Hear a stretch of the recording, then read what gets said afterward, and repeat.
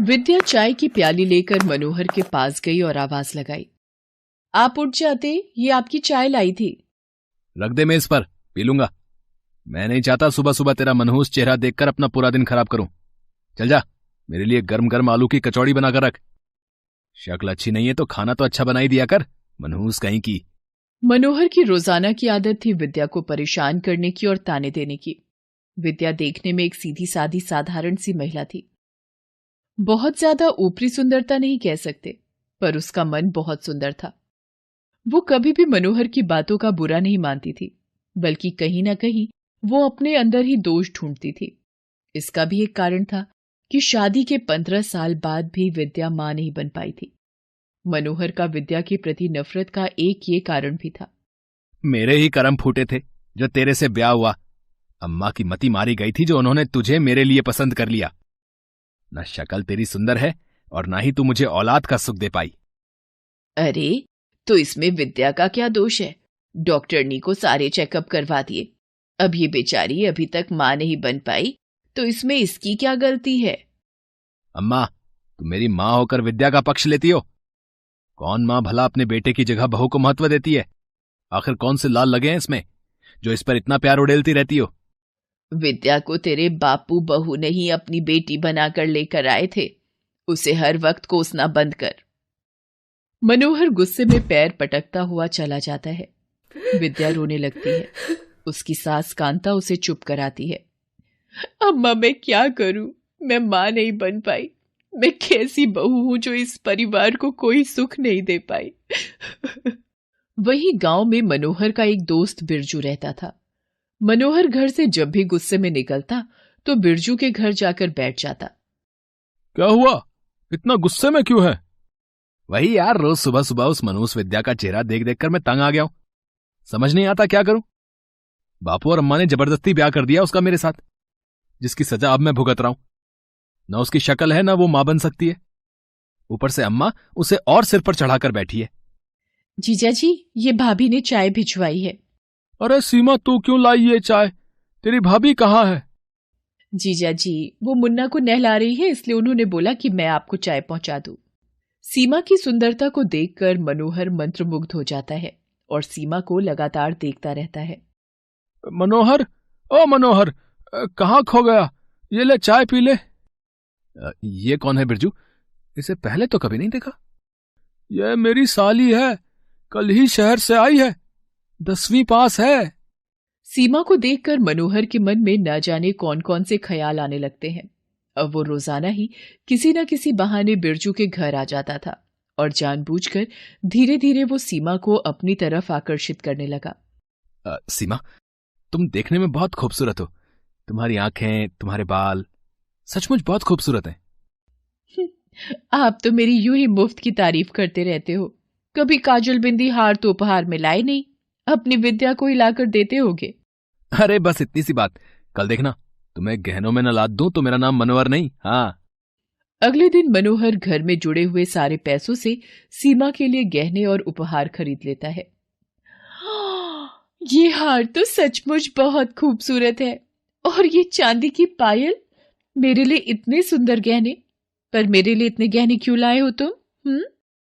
हाँ मनोहर, ये बात तो मैं भी तुमसे पूछना चाहता था कि तुम आखिर सीमा के लिए इतने महंगे गहने और हार क्यों लेकर आए हो? आखिर तुम चाहते क्या हो? सीमा की भी समाज में कोई इज्जत है? तुम रोजाना उससे इस तरह से मिलने आ जाते हो, बिना नाम के कोई रिश्ता नहीं होता। तो मैं कब मना कर रहा हूं बिरजू? मैं सीमा को नाम देना चाहता हूं। मैं सीमा से शादी करना चाहता हूं। अगर तुम मेरी बात से सहमत हो तो मैं सीमा को बहुत खुश रखूंगा। मैं उसे किसी भी चीज की कमी नहीं होने दूंगा। बस तुम एक बार हां कर दो। सीमा के मेरी जिंदगी में आने से मेरी जिंदगी बदल जाएगी। मैं इसके बिना नहीं रह सकता। जीजा जी, दीदी, मैं भी मनोहर के बिना नहीं रह सकती। मैं मनोहर से बहुत प्यार करती हूँ। पर तुम विद्या को कहाँ रखोगे? क्या तुम सीमा को उसकी सौतन बनाकर ले जा रहे हो? तुम चिंता मत करो बिरजू, मैं विद्या को अम्मा के साथ हमारे एक कमरे वाले मकान में रहने के लिए भेज दूंगा। उसके बाद बड़े घर में मैं और सीमा आराम से जिंदगी गुजारेंगे। मनोहर घर जाकर अपनी दूसरी शादी की बात अपनी मां कांता और पत्नी विद्या से कहता है। क्या कहा? तू विद्या की सौतन लेकर आएगा? तू दूसरी शादी का नाम अपने दिमाग में कैसे ला सकता है? विद्या ने तेरे लिए क्या नहीं किया। 15 साल उसने तेरे नाम कर दिए। तेरी एक आवाज में सब कुछ करती है। और जो तू पैसे उस सीमा पर उड़ा रहा है ना, वो सब तेरे साथ खेतों में मेहनत करके विद्या ने ही जोड़े हैं। समय पर फसल की देखभाल करना, समय पर फसल को पानी देना, सारा दिन खेतों में तेरे साथ वो काम करती है, साथ साथ घर भी संभालती है। फिर भी तुझे शर्म नहीं आती? तू एक कल की आई लड़की की सुंदरता को देखकर उस पर मोहित हो गया और उसे विद्या की सौतन बनाकर घर ला रहा है। अम्मा, अपने आप को संभालो, तुम्हारी तबीयत खराब हो जाएगी। तू ला तो रहा है उसे ब्याह कर, पर देख लियो, एक दिन तू खुद पछताएगा। मनोहर सीमा से शादी कर लेता है और उसके आते ही, अम्मा देखो, सीमा नहीं चाहती कि वो विद्या के साथ रहे, इसलिए मैं चाहता हूं कि तुम और विद्या वो सामने वाले छोटे कमरे में रहना शुरू कर दो। और हाँ, खर्चा पानी तो मैं तुम्हें दे नहीं पाऊंगा। वो छोटा जमीन का टुकड़ा तुम अपने पास ही रख लो। विद्या, उस पर खेतीबाड़ी करके तुम अपना और माँ का गुजारा कर लेना, ठीक है? ताकि हमें भी कोई परेशानी ना हो और तुम्हें भी। देखो जी, जल्दी जल्दी जितना भी कूड़ा कचरा है घर से बाहर फेंक दो। मेरे से ये बदबू और बर्दाश्त नहीं हो रही है। मनोहर, तेरी बीवी हमें कूड़ा कचरा बोल रही है और तू चुपचाप सुन रहा है। अम्मा, चलो हम वहां चलकर रह लेंगे, बेकार में अपना खून मत जलाओ। विद्या और कांता घर के सामने बने एक छोटे कमरे में रहने लगती हैं। सीमा को तो फिजूल खर्ची की आदत थी, क्योंकि वो शहर की रहने वाली थी, इसलिए वो रोजाना मनोहर को शहर घूमने के लिए ले जाती थी। तुमने तो कहा था कि तुम मेरे लिए पिक्चर की 2 टिकट लेकर आओगे। किसी भी तरह मुझे वो पिक्चर देखनी ही है। मेरी सहेली रूपा ने तो वो पिक्चर कब की देख ली। ये देखो मेरे हाथ में क्या है। अरे, ये तो शहर के सबसे बड़े सिनेमा हॉल की टिकट है। ये तो बड़ी महंगी आई होगी। अरे तुम्हारे सामने ये पिक्चर की टिकट महंगी क्या और सस्ती क्या? तुमने मुझे बोला तो मैं ले आया। ऐसे ही मनोहर रोजाना सीमा को घुमाने ले जाता था। धीरे धीरे समय बीता। सीमा के अब एक बेटा पैदा हो गया था, पर फालतू खर्चों की वजह से मनोहर का काम बिल्कुल खत्म हो गया था। लड़के के जन्म पर उसने बहुत खर्चा कर लिया था। उसने अपना खेत भी बेच दिया था। क्या करूं सीमा, घर का गुजारा कैसे होगा? मेरे पास बिल्कुल भी पैसे नहीं बचे हैं। देखो जी, तुम्हें औलाद चाहिए थी, मैंने तुम्हें बेटा दे दिया है। अब तुम इस तरह से हमें गरीबी और भूख में मारोगे तो मैं यहां एक दिन भी नहीं रहूंगी। क्या करूं, कहां से लाऊं पैसे? सब खत्म हो गया। सीमा भाभी, ओ सीमा भाभी, मनोहर भैया का पैर ट्रैक्टर के पहिए में आ गया, उन्हें अस्पताल ले गए हैं। मनोहर का पैर खराब हो जाता है, जिसकी वजह से वो अपाहिज हो जाता है और सारा दिन वो खटिया पर ही पड़ा रहता है। दिन पर दिन मनोहर बीमार रहने लगा था। सीमा बिरजू के पास जाती है और पैसों की थोड़ी सी मदद मांगती है। जीजा जी, मुझे कुछ रुपयों की जरूरत है।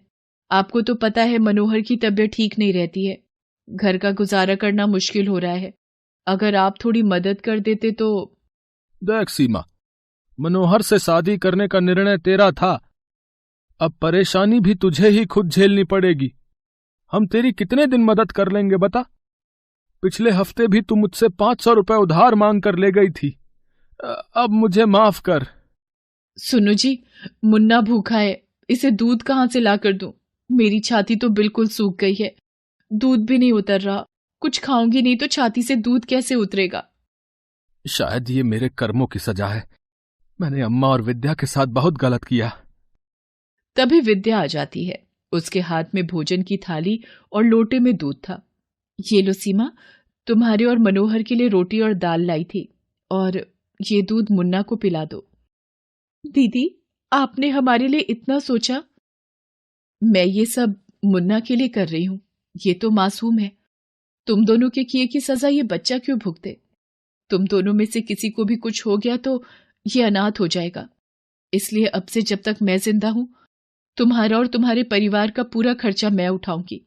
मैं तुम्हारे परिवार को पालूंगी, और इससे ज्यादा मेरे से तुम दोनों कोई उम्मीद मत रखना। कांता विद्या के दर्द को समझ रही थी। मनोहर की आंखों में आंसू भरे थे।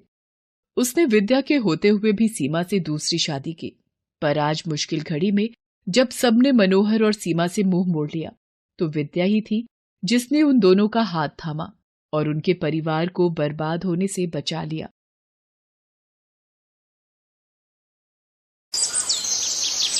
सुहानी, कहाँ हो? जल्दी से मुझे मेरा लैपटॉप दे दो, मुझे ऑफिस के लिए निकलना है। जी जी बस आ गई, ये लो आपका लैपटॉप और ध्यान से जाना और शाम को जल्दी आ जाना। हाँ हाँ जल्दी आ जाऊंगा, बाय। इतना कहकर गौरव अपनी बीवी सुहानी के माथे पर किस करके दफ्तर के लिए निकल जाता है। उसके जाते ही सुहानी भी घर के कामों में लग जाती है। तभी सुहानी कुछ बेकार सामान रखने के लिए स्टोर रूम में जाती है, जहां उसकी नजर गौरव और नैना की सगाई की पुरानी तस्वीरों पर जाती है। सुहानी उस तस्वीर को उठाकर सोचने लगती है। नैना अपनी बेस्ट फ्रेंड सुहानी को अपने बॉयफ्रेंड गौरव से मिलवाने के लिए रेस्टोरेंट में लाती है। तभी सुहानी नैना से बोलती है, नैना यार कहाँ है तेरा गौरव, जिसके चरणों का प्रकाश अभी तक इस रेस्टोरेंट में नहीं पड़ा?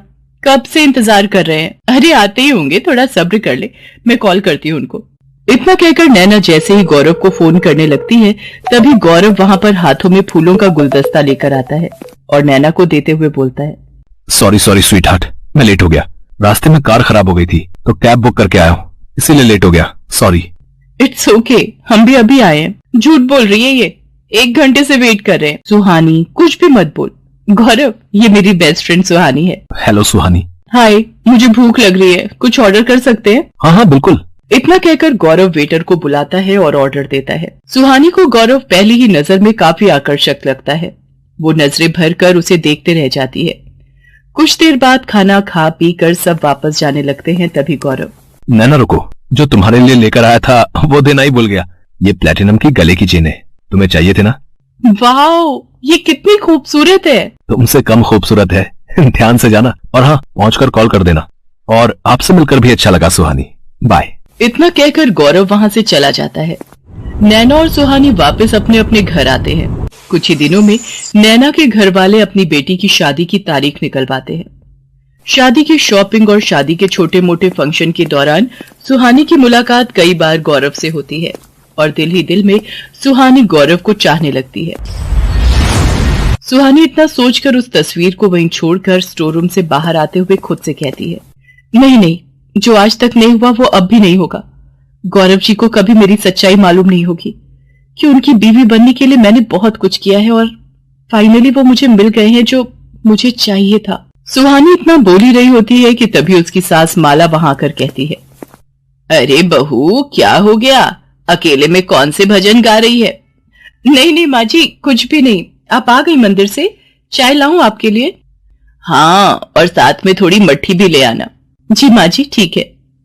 इतना कहकर सुहानी रसोई में जाती है। चाय के साथ मट्ठी लाकर माला को परोसती है। चाय पीकर माला बोलती है, चाय ठीक है, बाकी का खाना भी जल्दी बनाकर तैयार कर देना, तब तक मैं अपने कमरे में रेस्ट करने जाती हूँ। घर का सारा काम अच्छे से खत्म करना बहू। जी माँ जी, आप रेस्ट कर लो, मैं सारा काम कर लूंगी। इतना कहकर सुहानी घर के कामों में लग जाती है। तभी रसोई में काम करते करते सुहानी का हाथ चाकू से कट जाता है और उसके हाथ से खून बहने लगता है। उस खून को देखकर सुहानी सोचने लगती है। सुहानी के सिर पर गौरव को पाने का भूत सवार हो गया था।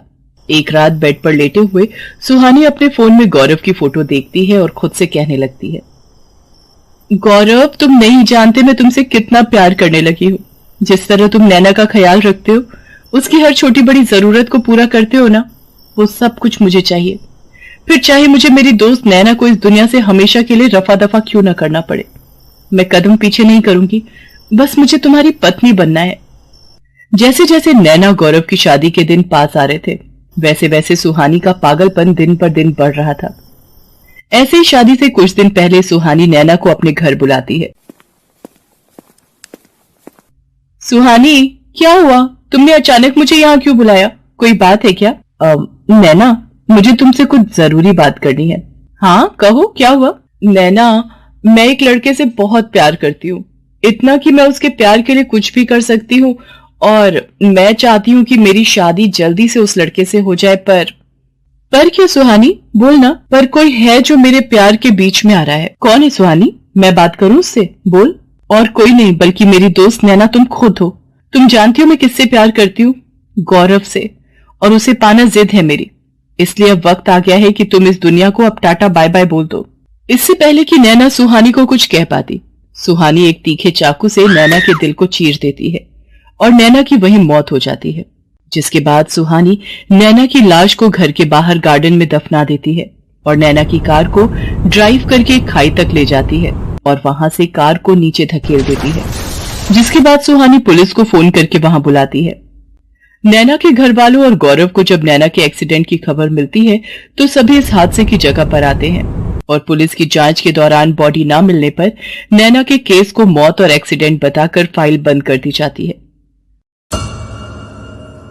नैना को मारने के बाद हमदर्दी दिखाने के लिए मैं गौरव के करीब आई और उससे शादी कर ली। धोखे से उसकी बीवी बनी। अपनी खुशियों को पाने के लिए अगर मैंने किसी को धोखा दे दिया तो क्या हुआ? जिंदगी में अपनी खुशी हासिल करने के लिए अगर कुछ करना पड़े तो वो गलत नहीं होता। मैंने जो किया वो बिल्कुल ठीक था और मैं कभी किसी को कुछ नहीं बताऊंगी। सुहानी इतना सोच ही रही होती है कि तभी वहां पर गौरव आकर बोलता है, तुम्हें क्या लगा था सुहानी?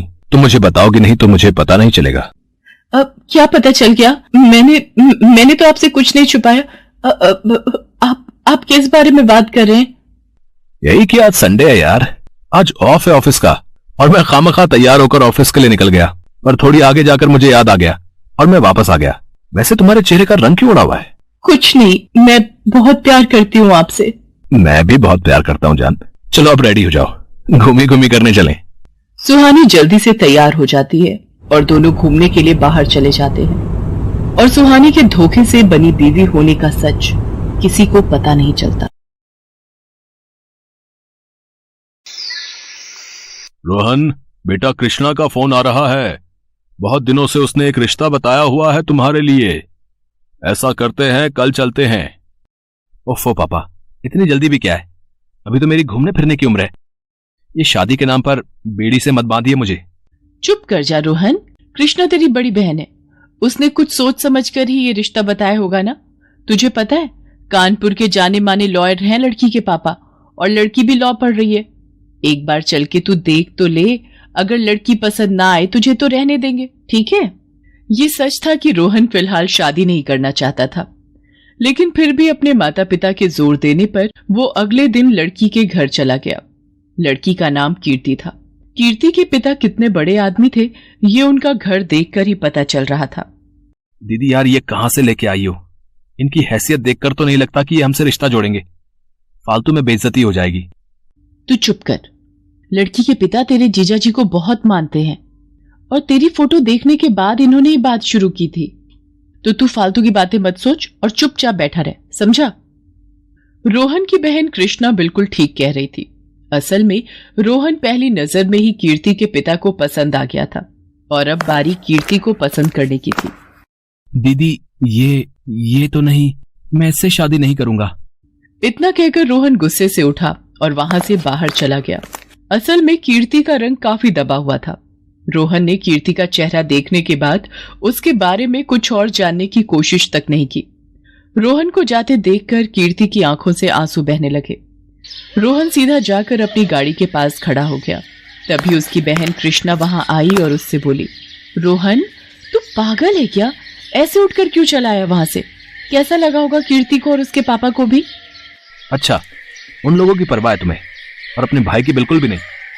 दीदी, यहां लाने से पहले कम से कम लड़की की फोटो तो मंगवा लेनी चाहिए थी तुम्हें। ऐसी काली कलूटी लड़की से मैं कभी शादी नहीं करूंगा। जाओ जल्दी पापा को बुला कर लाओ, मुझे घर जाना है।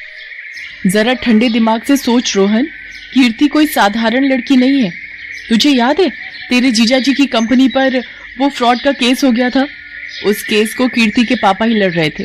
देख रोहन, बात साफ है, अगर तेरी और कीर्ति की शादी नहीं हुई तो उसके पापा कभी इस केस को नहीं छोड़ेंगे और फिर तेरे जीजाजी, उन्हें कोई नहीं बचा पाएगा। अच्छा तो ये बात है, तुम जीजाजी को बचाने के लिए मुझे बलि का बकरा बनाना चाहती हो? नहीं पागल, तुझे बलि का बकरा नहीं बल्कि इस करोड़ों की प्रॉपर्टी का वारिस बनाना चाह रही हूं मैं। कीर्ति अपने पापा की इकलौती संतान है। जरा देख, एक बार पलटकर इस आलीशान बंगले को देख और फिर बोल क्या है तेरा फैसला। रोहन को अपनी बहन का इशारा समझ आ गया था। अब उसकी नजर कीर्ति के दबे हुए रंग से ज्यादा उसके पापा की दौलत को देख रही थी, जिसके लालच में आकर उसने आखिरकार अपना फैसला बदल दिया और कीर्ति से शादी कर ली। जैसी कि उम्मीद थी, कीर्ति के पापा ने दान दहेज के रूप में रोहन और उसके परिवार को बहुत कुछ दिया। लेकिन इस सब के बाद भी कीर्ति को रोहन से वो प्यार नहीं मिला जिसकी वो हकदार थी। सुनिए, पापा ने हम दोनों के लिए स्विट्जरलैंड की टिकट्स भेजी हैं। हमें परसों निकलना है। क्या परसों? नहीं, पॉसिबल नहीं है। शादी की वजह से पहले ही काफी छुट्टियां हो चुकी हैं। तुम ये टिकट्स कैंसिल करवा दो और अपने पापा को मेरी तरफ से सॉरी भी बोल देना। ये तो बस शुरुआत थी, साथ में घूमना फिरना तो दूर की बात है। रोहन ने कभी भी कीर्ति की तरफ प्यार से देखा तक नहीं। कीर्ति को सच का एहसास हो गया था, लेकिन फिर भी वो चुप रही। उसकी लॉ की पढ़ाई पूरी हो चुकी थी, लेकिन फिर भी उसने घर संभालने का ही फैसला किया। असल में वो रोहन को खुश करने की पूरी कोशिश कर रही थी। ये लीजिए आलू के पराठे, आपको बहुत पसंद है ना? हाँ, मगर सिर्फ मम्मी के हाथों से बने। वैसे भी मुझे अभी भूख नहीं है। तुम ये ले जाओ, मैं ऑफिस में कुछ खा लूंगा। एक बार खाकर तो देखिए, मैंने बहुत प्यार से बनाए हैं आपके लिए। उफ, मुझे ये समझ में नहीं आता कि तुम सच में इतनी बेवकूफ हो या बेवकूफ होने का नाटक कर रही हो। तुम्हें समझ में नहीं आता क्या? मुझे ना तुम में इंटरेस्ट है और ना ही तुम्हारे बनाए हुए इस पराठों में। अगर ऐसा है तो आपने मुझसे शादी क्यों की? बोलिए, आप पर कोई दबाव था क्या? बस ऐसा ही समझ लो तुम। और ये भी समझ लो कि तुम और मैं बस दुनिया में सामने साथ हैं। असल में ऐसा कभी नहीं होगा। इतना कहकर रोहन वहां से चला गया, लेकिन कीर्ति काफी देर तक वहीं खड़ी रोती रही। उसके सारे सपने पूरी तरह से टूट गए थे। वो चाहती तो ये सब कुछ अपने पापा को बताकर रोहन को सबक सिखा सकती थी, लेकिन उसने ऐसा नहीं किया। वो अपने और रोहन के रिश्ते को वो हर मौका देना चाहती थी जिससे सब कुछ ठीक हो सके, लेकिन रोहन की सोच बहुत अलग थी। वो अपने दिल और दिमाग से अब भी शादीशुदा नहीं था। Excuse me mister Rohan. उस लड़की का नाम शनाया था जो रोहन की नई असिस्टेंट अपॉइंट की गई थी। दूध सी सफेद शनाया को देखते ही रोहन उसका दीवाना हो गया। Hello mister Rohan. Hello. Yes sorry. जी हाँ, मैं ही रोहन हूँ। Nice to meet you. I am Shanaya, आपकी नई असिस्टेंट। अब से हम साथ ही रहेंगे। मेरा मतलब है कि साथ काम करेंगे। Oh wow, you are most welcome. Yeah please come this side. Rohan ने शनाया के लिए अपने केबिन के साथ साथ अपने दिल का रास्ता भी खोल दिया था। बहुत ही कम वक्त में दोनों के बीच काफी गहरी दोस्ती हो गई और फिर ये रिश्ता दोस्ती से भी आगे बढ़ने लगा। ओ रोहन, सच में तुम्हारे साथ टाइम स्पेंड करना is like most amazing thing in my life. काश हम ऐसे ही सारी जिंदगी साथ बिता पाते। क्यों नहीं डार्लिंग, ऐसा बिल्कुल होगा। मैं बहुत जल्दी तुमसे शादी करूंगा। लेकिन उस कीर्ति का क्या जो तुम्हारे और मेरे बीच दीवार बनकर खड़ी है? उसके रहते हम कैसे साथ रहेंगे? तुम उसकी चिंता बिल्कुल मत करो। एक बार उसके पापा अपनी सारी प्रॉपर्टी मेरे नाम कर दें, फिर उसे धक्के मारकर मैं अपने घर और जिंदगी दोनों से बाहर निकाल दूंगा। रोहन के इरादों की भनक कीर्ति को बिल्कुल भी नहीं थी। वो तो किसी भी तरह से अपने और रोहन के रिश्ते को बचाने की कोशिश में लगी थी। फिर एक दिन अचानक खबर आई कि कीर्ति के पापा नहीं रहे। चौंकाने वाली बात यह थी कि मरने से पहले उन्होंने अपनी सारी प्रॉपर्टी एक चैरिटेबल ट्रस्ट के नाम कर दी थी। असल में ये कीर्ति की ही मर्जी थी। अपने पिता की मौत के गम में कीर्ति का रो रो कर बुरा हाल था, लेकिन रोहन गुस्से से पागल हुआ जा रहा था। एक बात बता, जब तेरे बाप को सब कुछ दान में ही देना था तो क्यों तुझे मेरे माथे मढ़ाया उसने, हैं? खबरदार, मेरे पापा के बारे में तमीज से बात करो। उन्होंने जो किया मेरे कहने पर ही किया। जब आप मुझे नहीं अपना सकते तो मेरे पापा की प्रॉपर्टी कैसे रख सकते हो? कीर्ति की बात सुनकर रोहन ने एक जोरदार थप्पड़ कीर्ति के गाल पर जड़ दिया। उस थप्पड़ की गूंज और तकलीफ तो कीर्ति ने किसी तरह बर्दाश्त कर ली, लेकिन अब जो उसके साथ होने वाला था वो उसके बर्दाश्त के बाहर था। रोहन अगले ही दिन शनाया को अपने साथ अपने घर ले आया और अपने माता पिता से बोला, मम्मी पापा, ये शनाया है। हम दोनों परसों शादी करने वाले हैं। रोहन, ये क्या बकवास है? तुम्हारी पत्नी कीर्ति है, भूल गए क्या?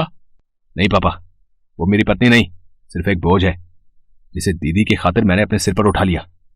लेकिन अब बस मैं इस काली कलोटी की मनहूस शक्ल और नहीं देख सकता। इससे कह दो कि चुपचाप यहां से चली जाए, वरना धक्के देकर बाहर निकालने में बहुत तमाशा होगा। रोहन के माता पिता ने उसे समझाने की कोशिश की, लेकिन अब इस सब की जरूरत नहीं थी। क्योंकि अब पानी सिर से ऊपर जा चुका था। अपनी सौतन को सामने खड़ा देखकर कीर्ति के सब्र का बांध टूट गया और वो बिना कुछ कहे अपना सामान लेकर खुद ही वहां से चली गई। कीर्ति कहाँ गई, कैसे गई, इस बारे में रोहन ने कभी जानने की कोशिश नहीं की और बिना देर किए शनाया से शादी कर ली। कुछ दिनों तक तो सब कुछ ठीक ठाक चला, लेकिन फिर शनाया उठो यार, मम्मी पापा कितनी बार पूछ चुके हैं, जाकर ब्रेकफास्ट रेडी कर दो सबके लिए।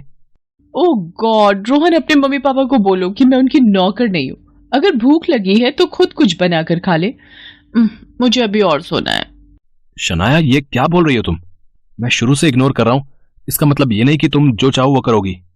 तुम इस घर की बहू हो, घर संभालना और सबका ख्याल रखना तुम्हारी जिम्मेदारी है, जैसे कीर्ति किया करती थी।